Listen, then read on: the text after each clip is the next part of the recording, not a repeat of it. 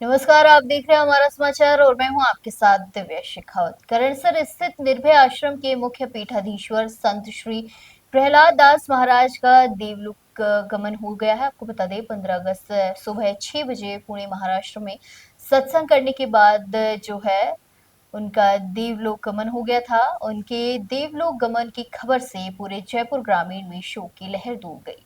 रविवार को महाराज श्री की पार्थिव देह उनकी जन्म स्थली करणसर निर्भय आश्रम लाई गई। रात भर महाराज श्री के अंतिम दर्शन करने हजारों समर्थक, भक्त और ग्रामीण निर्भय आश्रम पहुंचे।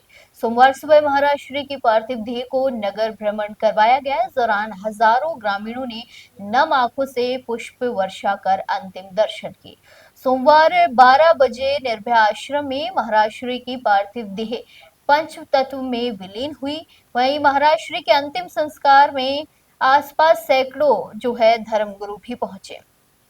उन्होंने विधिवत पूजा अर्चना कर समाधि अंतिम क्रियाक्रम कार्यक्रम जो है पूर्ण किए। आदिश्वर संत प्रहलाद दास जी महाराज का देवलोक गमन 15 अगस्त को हो गया। आज उनका समाधि का कार्यक्रम है। आप देख सकते हैं मेरे पीछे हजारों श्रद्धालु, उनको हजारों चाहने वाले लोग यहाँ करणसर स्थित जो निर्भय आश्रम है वहाँ मौजूद है। मेरे साथ कुछ ग्रामीण मौजूद हैं, उनसे मैं आपको रूबरू करवाऊंगा। सर, किस तरह का महाराज का व्यवहार था? आज हजारों की भीड़ यहाँ उमड़ी है, क्या कुछ महाराज श्री के लिए कहा गया है? क्योंकि महाराज श्री ने पूरे जीवन पर्यंत जो है धर्म के काम किए हैं, क्या कुछ कहना चाहेंगे? प्रहलाद जी महाराज बहुत ही अच्छे इंसान थे और एकदम बहुत आध्यात्मिक गुरु की तरह उन्होंने जीवन में अपना सारा जीवन सनातन धर्म की रक्षा में और सत्संग भजन लोगों का जीवन है वो सुधारने में लगा। शुरू से ही उनकी अच्छी महत्वाकांक्षी सोच थी है कि मैं 4 साल उनके साथ पीयरलेस में काम किया था, मेरे बहुत घनिष्ठ मित्रों में से थे। बाद में वो निर्भयपुरी जी महाराज थे, उनके शिष्य बन गए और उनके साथ रहे। फिर उनके बाद में उन्होंने उनका सारा वो संभाला पीछे से और पूरे हिंदुस्तान के कोने कोने में वो सत्संग भजन करने के लिए जाया करते थे। हमें दुख इस बात का है कि वो इसका जो 3 ब्लॉक बंद हैं हार्ट अटैक, इसका इलाज नहीं ले पाए। यदि इलाज लेते तो हो सकता है कोई दूसरी बात होती। और हमारे इस धार्मिक जो युग है इसके अंदर उनके जाने से बड़ी क्षति हुई है, बहुत बड़ा नुकसान है। यदि वो 5-10 साल और इसी काम में रहते तो करणसर धाम बहुत बड़ा धाम होता और सारी जगह पूज जाता, फेमस हो जाता। हालांकि आज भी सब जगह जानते हैं करणसर धाम को। और हमारे क्षेत्र में, गांव में महाराज जी का जाना बहुत ही दुखद और बहुत ही पीड़ादायक बात है। हम 2-3 दिन से हम खाना नहीं खा रहे हैं, हमारे बहुत बेचैनी है।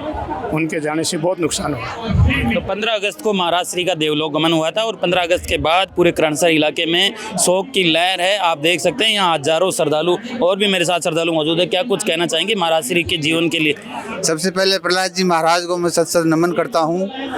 उन्होंने हमें इतना ज्ञान दिया इशारों में कि कहें तो हमारे पास शब्द नहीं है। और उनकी वाणी में इतना मिठास है कि मैं उनको स्वर सम्राट कहूँ तो कोई अतिशयोक्ति नहीं होगी।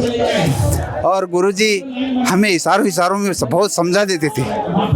बस आज इतना ही कह के सबसे पहले तो मैं महाराज श्री के सादर प्रणाम करता हूँ, वंदन करता हूँ, उनको नमन करता हूँ कि आज उन्होंने हमारे गांव का नाम रोशन पूरे राज्य में नहीं पूरे देश में इस गांव का नाम रोशन किया।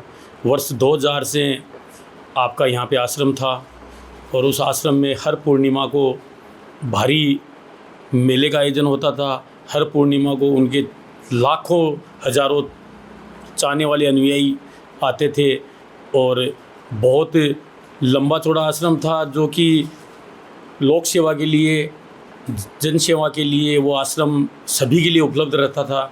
गरीब भूखे लोग को अन्न मिलता था और महाराज श्री ने समाज को बहुत कुछ दिया है। माध्यम से बताना चाहूँगा कि महाराज का दिया हुआ मार्गदर्शन लोगों के लिए जीवन जीने की राह दिखाता है और महाराज श्री का दिखाया हुआ मार्ग आज आपने देखा भी। महाराज श्री के अंतिम समाधि में कितने लोग जुटे हैं। तो लोगों के प्रति महाराज श्री का स्वतंत्रता दिवस के दिन महाराज श्री का कार्यक्रम था पुणे में पुणे महाराष्ट्र में रात्रि सत्संग के बाद में महाराज श्री अपने रूम में शयन के लिए गए थे। शयन के पश्चात ही उन्हें हार्ट अटैक का एक दौरा आया और वो वैकुंठवास के प्राप्त किए। और कल महाराज श्री के चाहने वाले लोग 3 दिन से पूरा गांव आप देख रहे हो स्तब्ध पड़ा है। उनके चाहने वाले लोग उनकी सेवा में लगे हुए हैं, जुटे हुए हैं। और अब उनकी समाधि स्थल पे भव्य मंदिर का निर्माण होगा, जैसे कि महाराज श्री की इच्छा थी। और महाराज श्री ने कुछ ही दिनों पूर्व ये चीज़ कह भी दी थी अपने मुख से कि इस प्रकार से मैं जब विलीन हो जाऊंगा, इस संसार को छोड़ के चला जाऊंगा, तो मेरी समाधि इस जगह बनाई जाए। तो ये सब चीज़ें उन्हें आभास थी, उन्हें ज्ञात हो चुका था कि मेरी मृत्यु नज़दीक है। आज मेरे परम पूजनीय गुरुदेव संत श्री प्रहलाद नारायणपुरी जी महाराज जो देवलोक सिधार गए हैं, मैं देवातिदेव भगवान भोलेनाथ से यही प्रार्थना करूंगा कि मेरे गुरुदेव पूजनीय गुरुदेव को अपने श्री चरणों में स्थान देवे। और गुरुदेव जहाँ कहीं भी हो हमारे ऊपर दया बनाए रखिएगा। और मैं तो यही कामना करता हूँ गुरुदेव जी से कि हमें समय समय पे मार्गदर्शन देते रहिएगा। गुरुदेव जी से मैं पिछले कई सालों से जुड़ा हुआ हूँ। मैं आज 25-26 साल का हो गया, तो मैं 25-26 साल से तो मैं जुड़ा हूँ, मेरा परिवार 20-25 साल पहले से जुड़ा हुआ, तो 40-45 साल से मेरा परिवार गुरुदेव जी से जुड़ा हुआ है। आज जो ये गहरा शोक लगा है, गहरा आघात लगा है, इसमें मेरा परिवार पूरा गहरा शोक व्यक्त कर रहा है। और मैं तो यही भगवान से प्रार्थना करूंगा कि गुरुदेव जहाँ कहीं भी रहे हमें हमारे ऊपर कृपा दृष्टि बनाए रखे। और जो भी गुरुदेव जी के जो सपने थे उनको हम सब भक्त मिलकर पूरा करेंगे। और मैं तो आप सभी से यही निवेदन करूंगा कि गुरुदेव की आत्मा की शांति के लिए उनको आज हंसते हंसते विदा करे। जय हो।